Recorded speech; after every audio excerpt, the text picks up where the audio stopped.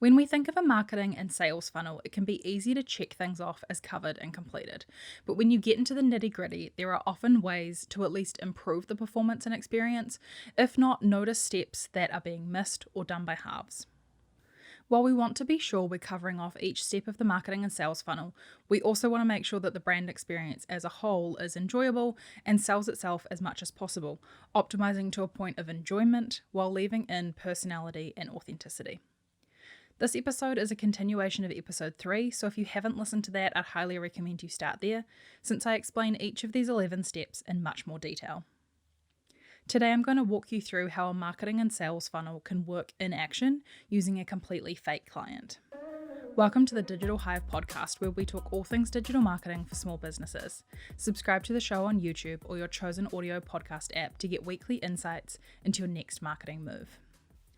Let's pretend Elle Woods and Vivian Kensington of Legally Blonde have a law firm together called Woods, Kensington and Associates and make a marketing strategy for the business. We know from the first Legally Blonde movie that these two became friends but had pretty different styles. So here's the brief. Let's say they're now a large firm offering full service. As their peers with smaller firms retired, they would buy them out and acquire their teams to keep running the accounts. So they've just reached full service status, and it's now time to elevate that brand to match that. You might recognize a full-service law firm from shows like Suits or The Good Wife, where they don't specialize in any one type of law, which obviously made those shows a little more varied. Teams within the firm still tend to specialize, but the firm houses all types of law.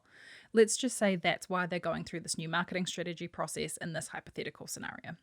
Time has passed, so Elle's style will have evolved further since the second movie, where her style was quite bold and bright, mostly to show how different she was, especially in the first half, with an evolution throughout the movie. She initially dressed in a more professional wardrobe than she did in the first film and then became more casual as the story progressed. Elle's style now will have evolved even more, maybe a little more relaxed. Surely she'd still stand out in the courthouse, but not in the same way in a hot pink suit. In the movies, we don't see Vivian's true style after becoming friends with Elle, but we do see her new hair and makeup look in her cap and gown, and everyone else evolves into the second movie, so we know she will have too, just like we all do in life. I love Summer Blair, and some of her style is what I hope a softer, nicer Vivian would dress like. While Elle and Vivian's styles influence the brand identity somewhat, it's not all about them. It's also important as part of your marketing strategy to define what the brand looks and feels like, exclusive of the owner's face being in imagery. This is often called the brand mood board or brand guide if it has everything included in it, like a brand terms and brand voice. The general aesthetic of most well-established law firms is usually very monochromatic, going for a look that screams established, but also can be quite inorganic and a little too vanilla for what we want. Their branding and websites aren't necessarily disrupting the industry, so that is definitely not what we want to go for in this scenario.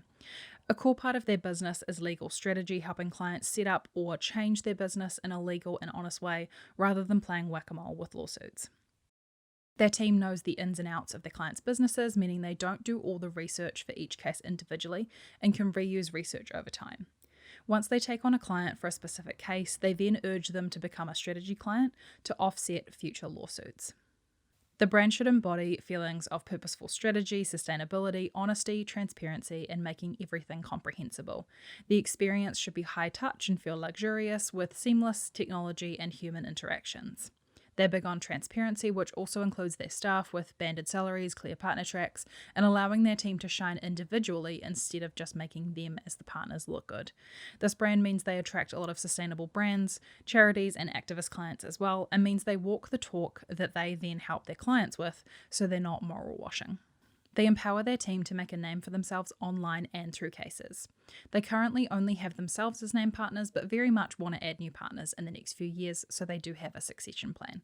Most of their clients have found them through their high-profile cases, but even amongst high-profile law firms, they stand out by being honest and open with their clients, not over-promising, and always being on the right side of the law. Within the brand mood board, we want to show off that feeling of luxury to embody the upfront strategy, high-touch nature of their work, and blend who they are as a duo, while also taking into account their team behind them, so it's not all about them either. We want the new marketing to attract a lot of sustainable brands, charities, and activist clients as well. While we want to use fonts that look classic and established, we will be using colour and texture to bring things to life. We'll also use people's faces in the imagery, which is often rare in legal marketing. Sometimes the reason for this is because teams change over time, so they don't want to include people who no longer work there. We'll combat this with plenty of photos of the partners and the team, so the photos can be changed out, as well as having annual photo shoots. All of this information I've just run through usually comes from the client in my work, so naturally I've made it up for this. I don't often work with clients on building the initial brand design, but we need this information to have a fake brief to create a marketing strategy from. This is often where I take over from, and other times I'm involved in part of the digital strategy. A brand asset strategy, at least for a marketing campaign, is mostly focused on their photography and graphic design, but it could also include their marketing materials like business cards, what an ad would look like in a business magazine or on a billboard, if they gave their clients a workbook for the strategy portion of their service, all of that kind of thing. This shows the brand in a more tangible way than a logo or brand design would. Collateral is how the brand would show up physically. For a law firm, that might be the shirts they wear at a firm-funded charity event, the delivery of physical documents to clients, or client gifts where the items aren't chosen specifically for the client themselves, but are more general like a compendium, folder, mug, or a desk calendar. Before we can create a marketing and sales funnel, we need to have photos and videos to use. You could start on the content and figure out what you need, but it's best to have some imagery to work with. For a branded shoot, Elle and Vivian could pose together, sitting on a couch at different heights, smiling, talking to each other, or at a meeting table. So it's not as formal, a little more feminine, their own style, while still showing them both in the shot. They'd do some in situ shots where people are working together, sometimes with someone acting as the client. Any type of shot where someone is looking at something over someone's shoulder would be best if it was a senior person seated while the other is looking, or to look like they are peers, so it isn't giving an idea of someone senior looming over a junior. Similarly, if there was a video that summarized the firm, it would be their scale, clips from their high-profile wins, showcasing their team and testimonials of clients given to camera. Social content would be created on demand, but we could do a shoot of clips that could be inserted into content like B-roll. B-roll is the items you cut away to while you're talking about something else off screen. Their team's headshots would include shots of them smiling in a light and bright space in the office. Full group shots would mean that someone was missing as they grew, so they'd be unusable after some time, but their team will be showcased often and need their own photos without it being a mugshot or passport style that's a little stale. Plus, each team member should have their own alternate shot, with them doing their work at their desk in a meeting, in a court environment, or a research library, depending on their role or the department or type of law they work in. Through this imagery, we can show the firm's size as well as a little brand personality. If you've seen my series on TikTok or Reels, I broke this marketing strategy down by platform, including a website strategy, content strategy, and so on. Today we're going to break it down into this funnel so you can see how a business can cover each step, even though you probably don't own or market a full service law firm. Again, there's more detail about each of these 11 steps in episode 3. We're planning on having a website, podcast, articles, email list, social media presence, some public relations and events, so let's see how the steps come into play. Step 1, discovery. For the SEO strategy, the most specific searches will likely match content on the articles and podcast pages to get people to the website, then serve them real value in the interest step. On the blog would be articles written by people all over the company. They speak on news, precedents, and breaking down many of their own cases, rather than letting other platforms review their work from the outside, like journalists, so they can speak to the key points and how these link with the strategy they offer within the firm. The discovery step is perfected by knowing what people will search and then tailoring the metadata to that. In this case, the metadata is the meta title and description, which are the text shown on Google or other search page results, and alt text for images in case people are looking in the images section of their search engine. We'd monitor their ranking using third-party tools like SE Ranking, and regularly run a website audit to fix little things that get missed, like alt text or if a link is going to an error, since these things can impact how highly they rank. We'd be on the lookout for new keyword opportunities, which would mostly be based on search within the website and changing the language on different pages to match what people are searching for through the comparison of SE ranking data, and being on top of new legislation, which would be topics for the articles and podcasts to keep them up to date anyway, so it's a win-win. Since there is a large volume of brand awareness for the business already through the news and word of mouth, their long-form content would grow that search awareness. While they'll have a firm-run podcast, we've discussed how that isn't an easy way to build discovery, but they will occasionally have guests on the show who will share about the podcast, as well as having Vivian and Elle guest on other people's shows for their audiences to discover the firm. On LinkedIn, the firm would have a profile for the business, but so would every team member. They'd be encouraging everyone to have their own presence, and it's likely that team members would share information about their cases, maybe news media or their own updates when appropriate, and any episodes of the podcast or articles they contribute to. From the firm account, they would be wanting to focus on also sharing every podcast and article and all of that, but they would also share about new team members, internal promotions, things that they're doing at work to make work more enjoyable, any charity work they're doing. This would market them to clients, but would also show off what it is like to work there as a recruitment tool and would be great for search. LinkedIn in particular is fantastic for companies whose team members are engaged on the platform and who want to increase their own profile, since it is common to see content your contacts have been tagged in, liked, or commented on, as well as shared or posted. On Instagram and Facebook, they would share much of the same as LinkedIn, but knowing their team are less likely to share the posts to their own profiles and without as much of the recruitment angle. They'd really focus in on the strategy side. On TikTok, they would mostly share handy legal tips that are relevant for the wider public or business owners, some legal strategy information, and clips from the podcast. They'd utilize hashtags and captions for searchability, but also using captions to make sure the algorithm can accurately represent the content. They would get involved in some trends, but they would be selective since they do want to remain somewhat professional and don't need to target only the younger demographics. Some of this content would also be shared to YouTube Shorts when it's relevant, as well as more clips from their podcasts that wouldn't go up elsewhere. Since the podcast will be on YouTube, this will help with YouTube search discovery specifically, but we are at a point right now where the common YouTube podcasts are entertainment focused, so we wouldn't have extensive expectations. It's still worth posting for the discovery since they record video for the social media clips and would have the option to create shorter clips from the podcast as individual YouTube videos. They'd post each of their articles and podcasts as pins on Pinterest too, with loops set up in Tailwind to resurface the more evergreen content, making the most of SEO. Brand awareness advertising is when you show up in front of people who have not seen your content before to introduce the business and the key points for communication.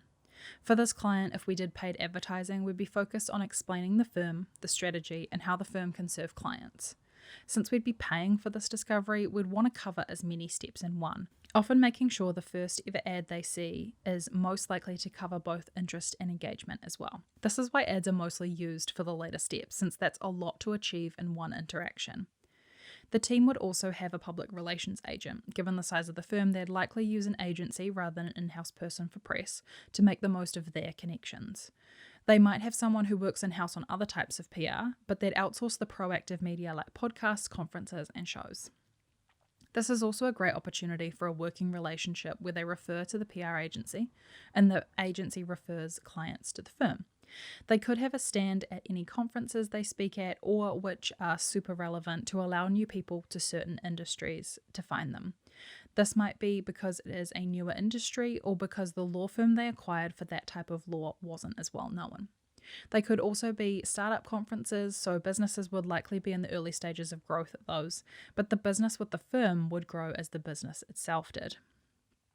These likely would be run by more junior team members, junior partners, and the office manager and sales team members, not the named partners. This would also allow for people who are in the later steps to meet someone from the firm for the first time, or to meet new team members as they recognize the logo on the stand. So as you can see, the discovery stage has a lot of different options, and as we get through the steps, the number of platforms that we cover in each will start to diminish. Step 2, interest. Interest happens through content. After people land on a page from any kind of search discovery, they'll see the content they clicked through for, which will then refer them directly to the About and Services pages or to the email marketing list. The interest step takes place on the page content before that prompt to click through, so you need to be making sure you are creating content and writing pages for your target audience to increase the likelihood of the discovery actually turning into engagement via the content. This interest can also happen in the social media content or YouTube. The more you know your target audience, the more aligned this can get. In this case, the brand awareness content is mostly aimed at getting people interested in the strategy sessions, rather than being the top result when people desperately need a lawyer last minute, since they prefer to work with people strategically. Regardless of actual content, we'd be going for a design aesthetic on the website with lots of space, great use of colour, light and bright. More feminine than masculine, but organised with white space around the content. The brand visuals come into play since they can increase the attraction of the right target audience, which greatly increases engagement since they can see the content is visually appealing to them and includes them in a way. The podcast can start being relevant at this step. This podcast will be hosted on their website, available on all audio platforms, and with a video version on YouTube.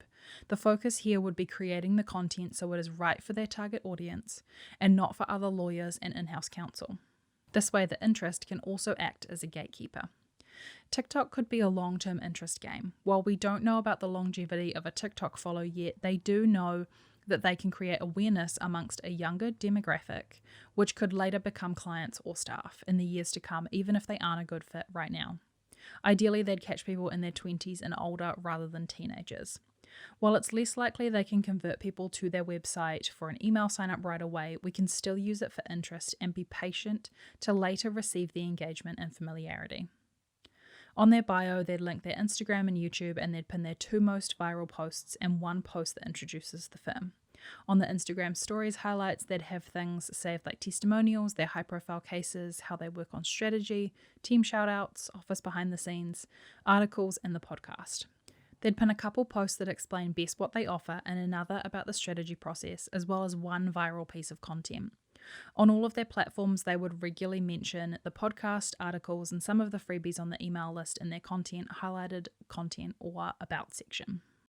Step 3, engagement. People might go to their more specific website pages at this step, and while they're not making any purchase decision yet, we need to show off that this is the firm they'd want to support.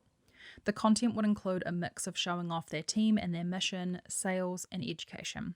The majority of pages would aim people towards the services page, others to an email newsletter sign-up page showing a freebie.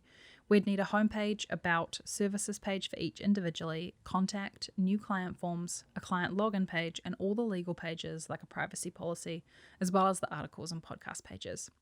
At this step, we'd need to get people onto the email list. To do this, we'd be best to incentivize it to grow sales. We generally can't just rely on those who are already clients. So we'd create some strategy-based freebies that people would receive once they signed up, or a library of freebies. This might include documents that would otherwise be sent to new clients to help them describe their business, to prepare them for that process. This works with double perks, since the clients who sign up after being on the email list tend to be more prepared for the process. Other freebies could be self-audits, the top 5 things to consider when doing XYZ, or a Mad Lib style fill-in-the-blanks document. These could be based on questions by new clients, potential clients, or ways to better prepare those clients. People could sign up to gain freebies to help them prep for their legal strategy sessions, and these are great for those who are smaller businesses or are in need of a change. Traffic advertising is all about getting people to the website, so while some brands might only focus on this, we're going to get more specific with the other types, so this can be equally as specific. We'd share articles, podcasts, client case studies, and information on the strategy process, inviting people to click through to find out more, but getting very granular in the targeting, so they're likely to go to a page that is very specific to them. Step 4, familiarity. While the sign up for the email list happens at the engagement step, familiarity can be built by the freebie or incentive itself and any content then received by email.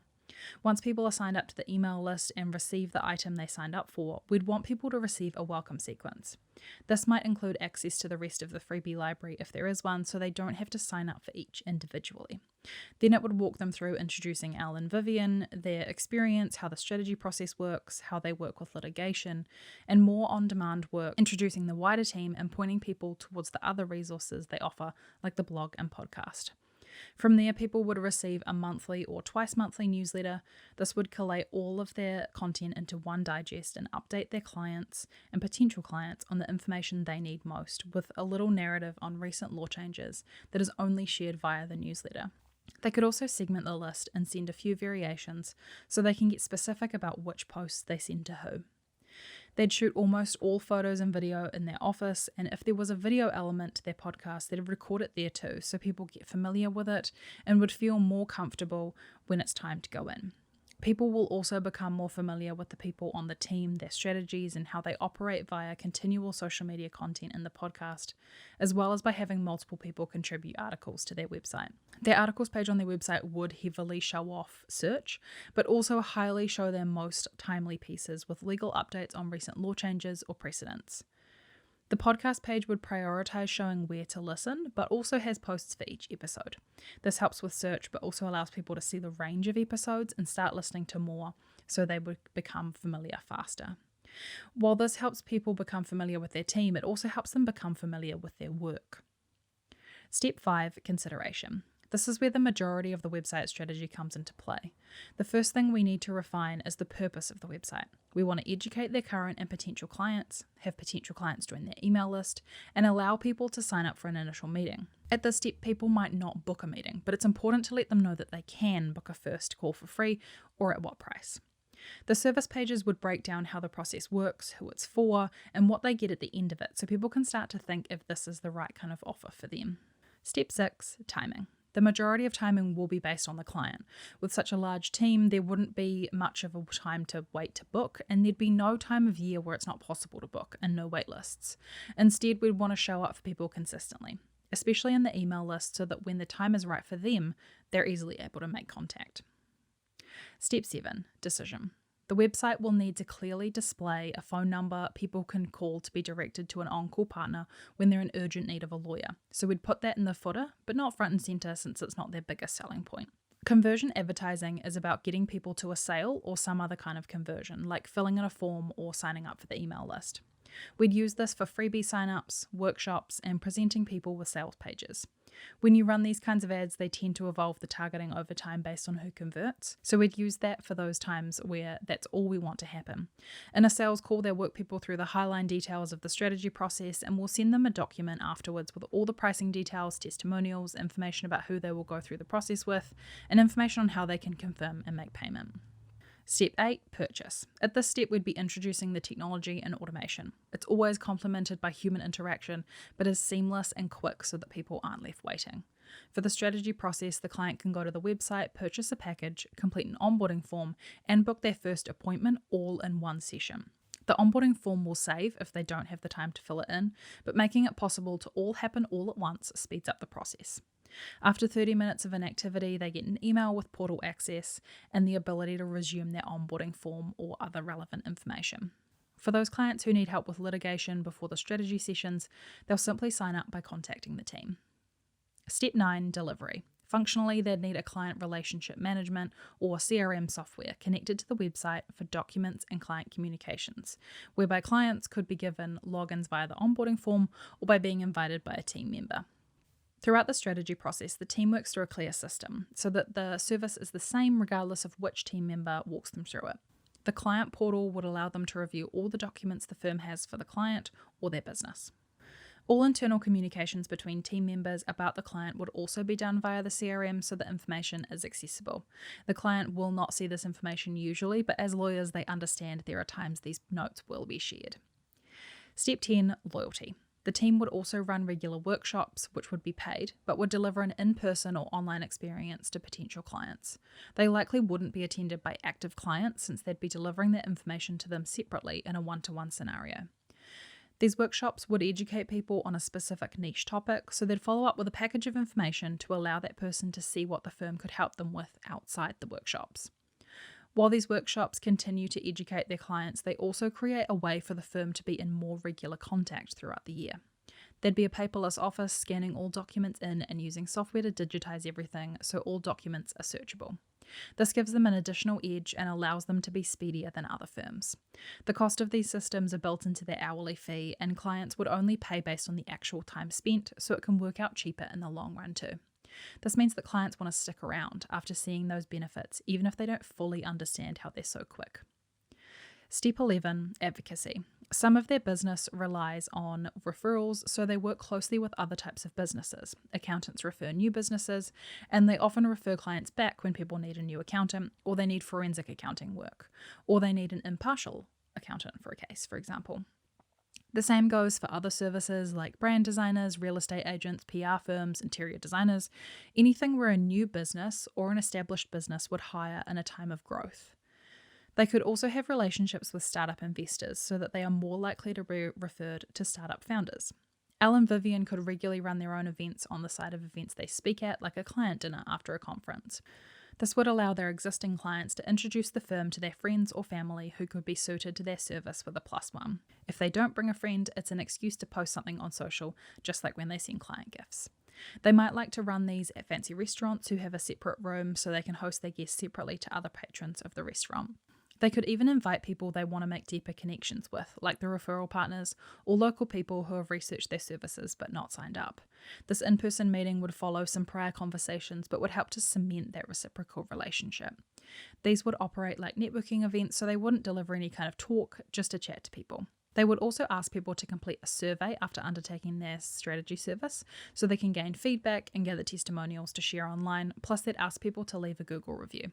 It's through these events and surveys that they facilitate opportunities for more advocacy, but ultimately the majority of it will happen by word of mouth separate to the business.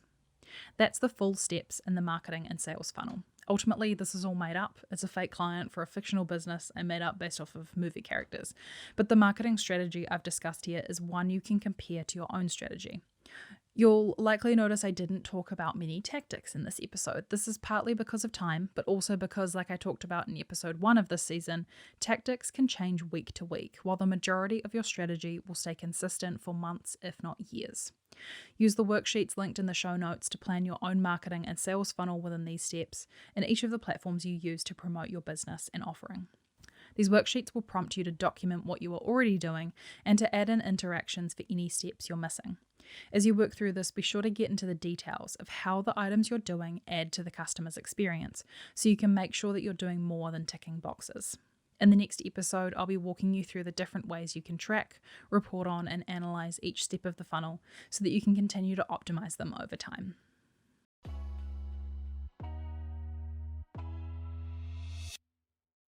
Thank you for joining me for this episode of the Digital Hive Podcast. If you're enjoying the podcast, I'd love it if you could share it with a friend or on Instagram and tag me at Honeypot Digital. To find out more about Honeypot Digital and the work I do, or to find more episodes of the podcast and handy tips for small businesses marketing online, head to honeypotdigital.com.